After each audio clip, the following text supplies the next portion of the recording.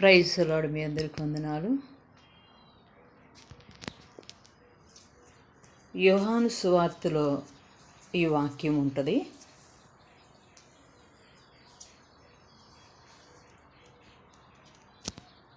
యేసు ప్రభువారిని అప్పగించటానికి సాతాను అంతకుముందే యోధా హృదయంలో ఒక ఆలోచన రేపాడు. యేసు ప్రభువారికి తెలుసు తనని అప్పగించబోతున్నారని. నా గడియ వచ్చి ఉన్నదని కూడా చెప్పారు యేసు ప్రభువారు. అయితే యోధా హృదయంలో అపవాది ఇంతకుముందే ఆలోచన పెట్టింది కాబట్టి 30 వెండి నాణేలకి యేసు ప్రభువుని అప్పగిస్తానని చెప్పి బేరం మాట్లాడుకున్నాడు. అంతకాలం యేసు ప్రభుతోనే ఉన్నాడు ఒక శిష్యుడిగా. ఎన్నో అద్భుతాలు మరి యోధా ద్వారా కూడా జరిగినాయి. యేసు ప్రభు చేసే కార్యాలన్నీ చూశాడు. యేసు ప్రభు పక్కనే ఉన్నాడు. అంతేకాదు, యోధా చేతిలో ఎప్పుడు సొమ్ము సంచి ఉంటుంది. కానుకల సంచి యోధా చేతిలోనే ఉంది.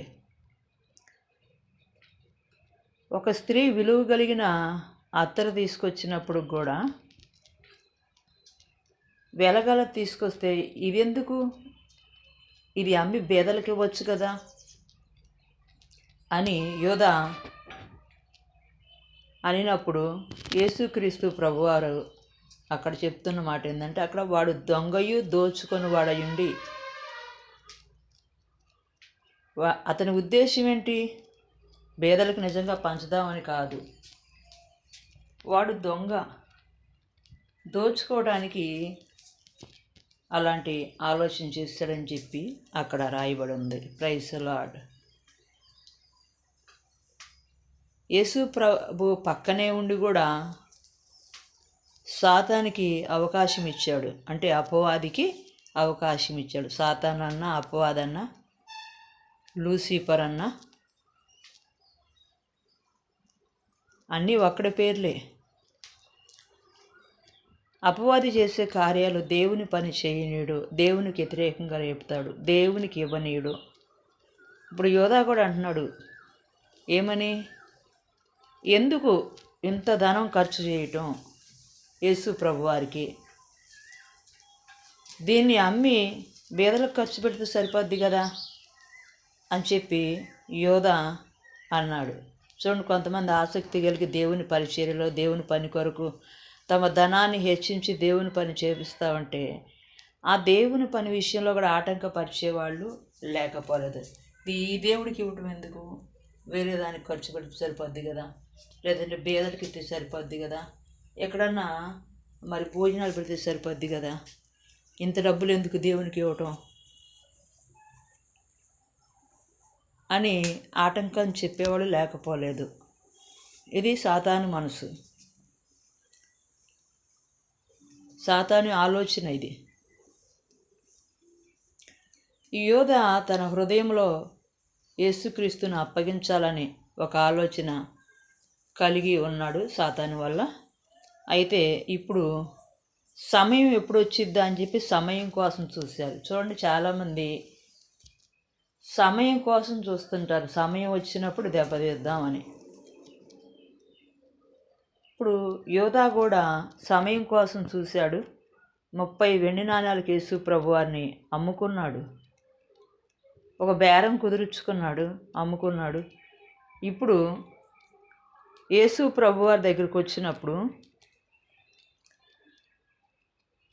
యేసు ప్రభువారి దగ్గరికి వెళ్ళి ముద్దు పెట్టాడు. సైనికులు గుర్తుపట్టాలి యేసు ప్రభువారిని ముద్దు పెట్టాడు. అప్పుడు యేసు ప్రభువారు అంటాడు, ప్రేమతో పెట్టాల్సిన ముద్దు అప్పగించడానికి పెడుతున్నావా యోధా అని చెప్పి అంటాడు. కానీ ఆ తర్వాత యేసు ప్రభువారిని పట్టుకోవటం, ఆ తర్వాత సిలువ వేయటం, యేసు ప్రభువారు ఎంతో గాయపరచబడ్డారు. ఎంతో గాయమైంది ఆయనకి. మన అతిక్రమ క్రియలను బట్టి యేసు ప్రభువారు గాయపరచబడ్డారు.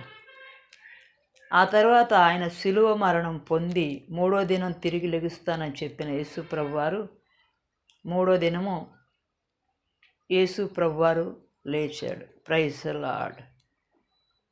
యేసుక్రీస్తు పునరుద్ధానుడై తిరిగి లేచాడు. అది ఈస్టర్ పండగ. Praise the lord. కాబట్టి యూదా చేసిన ఆలోచన ఎటువంటిదంటే సాతాను ఆలోచన, అపవాది ఆలోచన. కొన్ని సందర్భాల్లో కొంతమంది దేవుని విషయానికి వచ్చాక ఎక్కడ ఏ సందర్భానికి తగినట్లుగా అక్కడ మాట్లాడుతూ ఉంటారు. దేవుణ్ణి ఒప్పుకోరు. కొన్ని సందర్భాల్లో మేము వెళ్తలేదు ప్రార్థనకు అని కూడా అనేవాళ్ళు లేకపోలేదు. దేవుని కొరకు ధైర్యంగా బైబిల్ పట్టుకొని రాలేని వాళ్ళు కూడా ఉన్నారు. దాన్ని ఒక కవర్లో పెట్టుకోనో సంచిలో పెట్టుకోనో ఎవరన్నా చూస్తే ఏమనుకుంటారు అని ఆ విధంగా వచ్చేవాళ్ళు కూడా ఉన్నారు. కానీ పేతురైతే యేసు ప్రభువారి కొరకు సమస్తాన్ని విడిచిపెట్టి యేసు ప్రభువును వెంబడించాడు. యేసు ప్రభువారిని పట్టుకున్నప్పుడు కూడా, సైనికులు పట్టుకున్నప్పుడు కూడా అక్కడక్కడే తిరిగాడు పేతురు. నేను ఎరగనని అబద్ధం ఆడినప్పుడు కూడా మళ్ళీ సంతాపడ్డాడు. పేతుర్ని దేవుడు బలముగా వాడుకున్నాడు. ఒక సంఘానికి నాయకునిగా, ఆదిమ సంఘానికి నాయకునిగా పేతుర్ని దేవుడు వాడుకున్నాడు. కాబట్టి ప్రభువు కొరకు సమస్తాన్ని విడిచిపెట్టిన పేతురేమో బలముగా వాడబడ్డాడు. యేసు ప్రభువుని అమ్ముకొని 30 ఎండి నాణాలకు అమ్ముకున్నాడు యోధ. అయితే ఆ అమ్ముకున్నందుకు తర్వాత యోధా పరిస్థితి ఏమైంది? పైనుంచి కిందకు పడిపోయి పొట్ట పగిలి నడిమికి ఆయన బద్దలైపోయి, చూడండి ఎంత భయంకరమైన మరణమో. పేతురేమో యేసుక్రీస్తు ప్రభువు కొరకు చూడండి చనిపోయారు. ఆయన కొరకు ప్రాణం ఇచ్చిన హతసాక్షులైన వాళ్ళు కూడా ఉన్నారు. యేసుక్రీస్తు తిరిగి లేచిన దినం పునరుద్ధాన దినం ఈస్టర్ పండగ. Praise the lord.